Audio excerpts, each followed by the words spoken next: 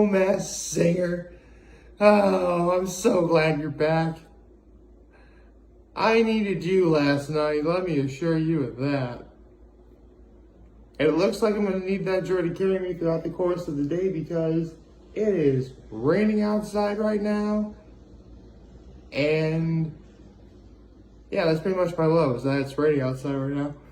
That and plus, during the Masked Singer, and I don't know if this happens with like everyone's TV regarding the Fox network, but I missed the unmasking of one of the characters last night because they wouldn't show it.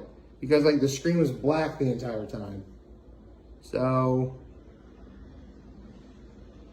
I'm gonna have to probably get used to that again. Because again, the Fox network doesn't know how to broadcast properly. So that's my low. But my high is I did get to see the Masked Singer. Saw some dynamite performances. And yeah, that was awesome. And my act of kindness. Oh, and I also saw something very important to me yesterday. That was really nice. Actually, two people who are pretty important to me when I think about it. So yeah, it was good. It was a really good day overall. And my act of kindness was, I actually, because my mom leaves from the airport today, but I volunteered to be the one to take her. So I'll wind up doing that, when it's, time to pick her up. So good morning and happy, I forgot the day it was. Holy cow. It's bad enough I have a big weekend this upcoming weekend, but I'm already getting so excited for getting everything. Today's Thursday, by the way. Happy Thursday, everyone. And before I do that, before I talk about the Masked Singer, I have an NFL pick to make. Let me look it up real quick, because I honestly don't remember what was on. Okay, so... Alright, so it appears to be the Browns and the Steelers.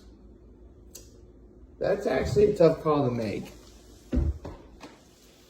Because on the one hand, the Steelers wound up upsetting the Bengals, but it's looking like the Bengals really aren't that good. And the Patriots, at the very end of the game, beat the Steelers last week. On the other hand, they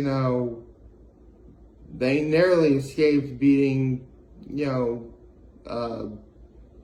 Carolina, but they lost to the Jets. Basically, this is a game in which both teams are having negatively unexpected seasons. And I don't know who to make heads or tails of who I should pick. I mean, come on, Browns, you lost to the Jets. If you lose to the Jets, for all intents and purposes, you don't deserve to make the playoffs. So, I suppose, if I was going to make a pick,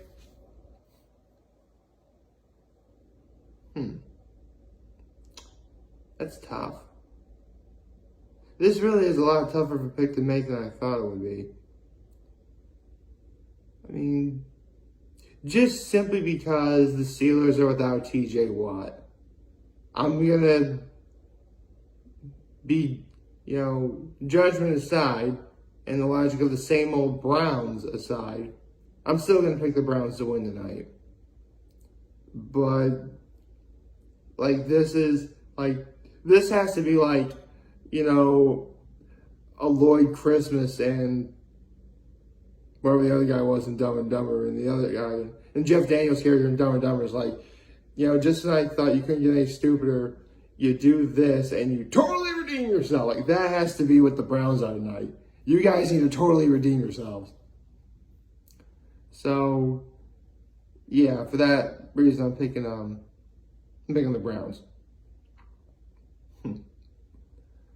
here's the hoping that you guys actually do redeem yourselves.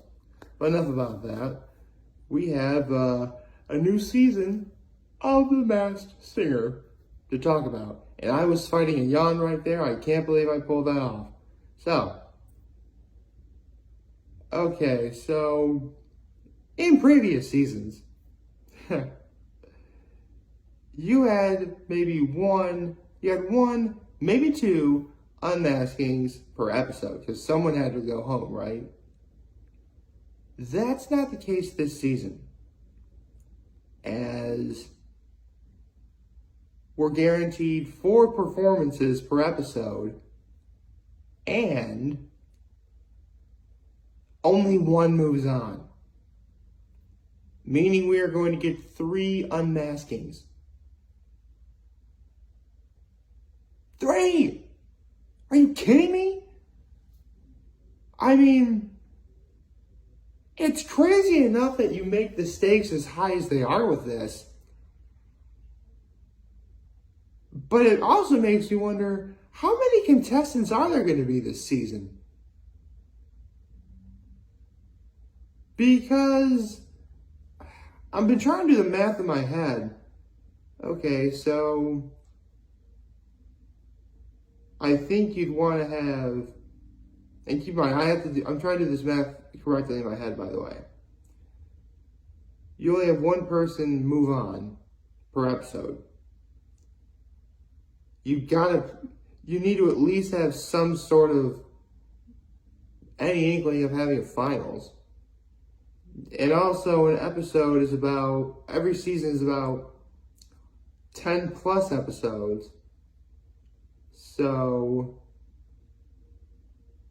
and keep in mind, I'm sure I'm probably wrong. Wait, what am I doing? I can just look up how many contestants are going to be, couldn't I? Let me just do that instead. Okay. So, according to this,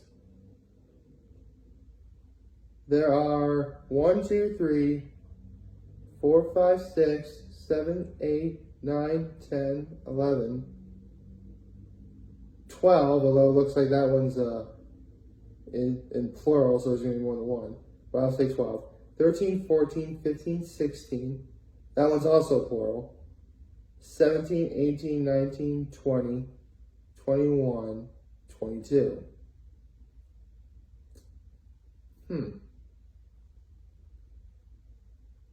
22 contestants. They had 4 perform last night. 3 got eliminated. So now you're down to 19 overall.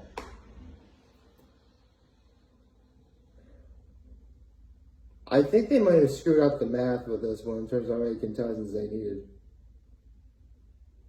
I have no idea. But I can tell you that who did perform last night, and it was, I think, yeah, I have it right in front of me. I'll say who it was right here. I don't feel like bending over. Bend over and I'll show you. Yes, I'm already quoting. Seriously, just the other day, my father and I were recording Christmas Vacation. And another friend of mine, who actually works at like a local roofing company, said, "Don't be like Clark Griswold and hang from your gutters this year while hanging under Christmas lights. Let us do it for you." It actually made me feel comfortable that I'm not the only person I know who's actually quoting Christmas Vacation already. Seriously, everyone's up to their ears in like fall and pumpkin spice and leaves and the colors and apples, and I'm already quoting Christmas Vacation. Think about that for a second. I just want, well, to be fair though, I'm going to make an effort to see Christmas Vacation at least a half a dozen times. Because, I mean, let's be honest, with Christmas Vacation, it's definitely going to be on Freeform. TNT's probably going to show it a couple of times. TBS is probably going to show it a couple of times. So, you have at least 3 channels where they're going to show that movie more than once. I'm going to see that movie. If anything, they'll probably start showing Christmas Vacation before Thanksgiving. Oh, that'd be sweet. Oh, what if they actually showed Christmas Vacation on the day of Thanksgiving? That'd be really cool. That'd be a great movie. They need a turkey dinner in Christmas Vacation. So yeah, I can totally see that happening. All right, I gotta focus. So the characters who performed last night were the harp, the hedgehog, the hummingbird, and the knight. And all three performances. Oh, firstly, it was pretty obvious from like the beginning. I knew full well who was going to win because the harp killed it. I mean, don't get me wrong, everyone else is good too, but the harp, man. I'm watching it and I'm like, is this going to be like season 4 or like when like the sun was the first performance and she wound up running away with it? Is it going to be like that, you think? Because like the harp was the first to perform this season and we may already have a contender for the finale, which makes sense because she's the one who got to move on.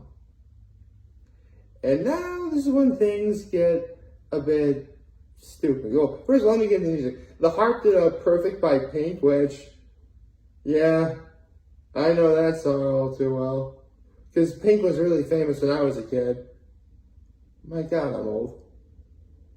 So, yeah, that was good. Now, I really thought the Hedgehog had a chance.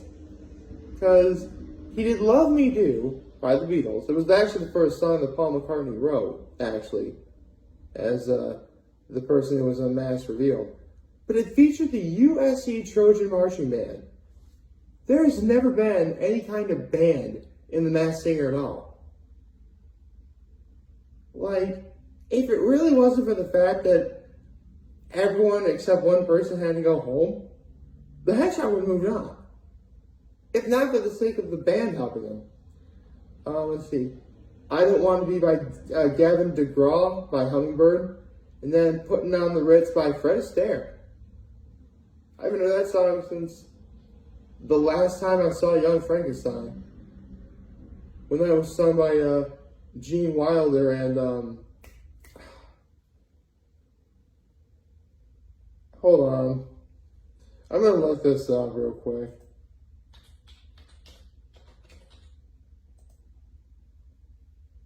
Peter Boyle, that's who it was. Peter Boyle was the monster. So yeah, Gene Wilder and Peter Boyle was the last time I heard Putting on the Ritz. Because, Young Frankenstein. But anyway, obviously the harp wound up moving on, which means the hedgehog, the hummingbird, and the knight both lost. And this is where things get stupid, okay? So,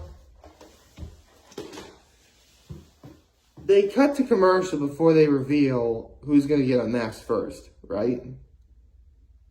And during the commercial, the screen just goes completely black, and it's like that for a good 5 minutes. I missed the knight getting unmasked because the Fox Network's broadcasting system is inadequate. I'm going to try and be nice about that. So, I missed who it wound up being. But I had an idea who it was because they kind of, like, disguised the voice. But I can tell with, like, being flushed, I'm like, is that William Shatner? It wound up being William Shatner. I couldn't believe I was right. I never guessed this. I never do anything. But I was right, and I couldn't fully get the impact of who it was because the screen was black the entire time. I feel like a good, memorable experience was taken away from me slightly here. I mean, yeah, I was still right, but, I'd be a lot more enthused if I actually got to see it happen. Thanks, Fox. Broadcasting nonsense or whatever. This better not be a thing for the rest of the season, by the way. So after the knight was unmasked, then it was the hedgehog. And Robin Thicke actually got it right. It was Eric Idle. And I really like this story that Robin Thicke said because growing up, his father was a huge Monty Python fan. That's where Eric Idle was from, the Monty Python cast. and Monty Python and the Holy Grail and such. And Robin Thicke pretty much grew up watching everything Monty Python. He could recognize Eric Idle's voice like that. And he got it. And man, this is a video for another time, but I really do have to share my thoughts involving Monty Python and the Holy Grail. I can't really do that because, full disclosure, I've never actually seen that movie. Because pretty much every great quote ever from that movie has been spoken to me at least once. In fact, the very first quote I ever heard, and this is where it relates to Robin Thicke, was when my father would say, "What is your name? What is your quest?" And then, if you know Monty Python and the Holy Grail, you know exactly what scene that is.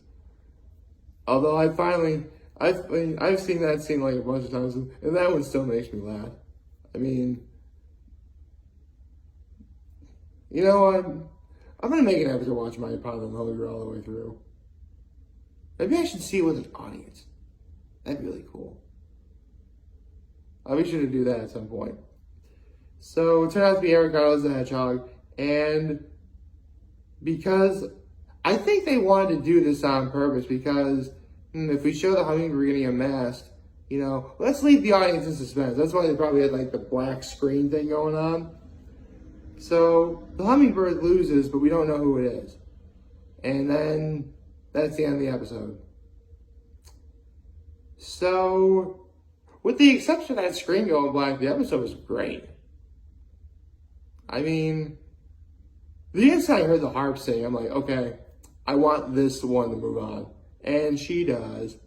Which, I gotta say, the costumes are all really great, but the harp, good God, that was a beautiful costume.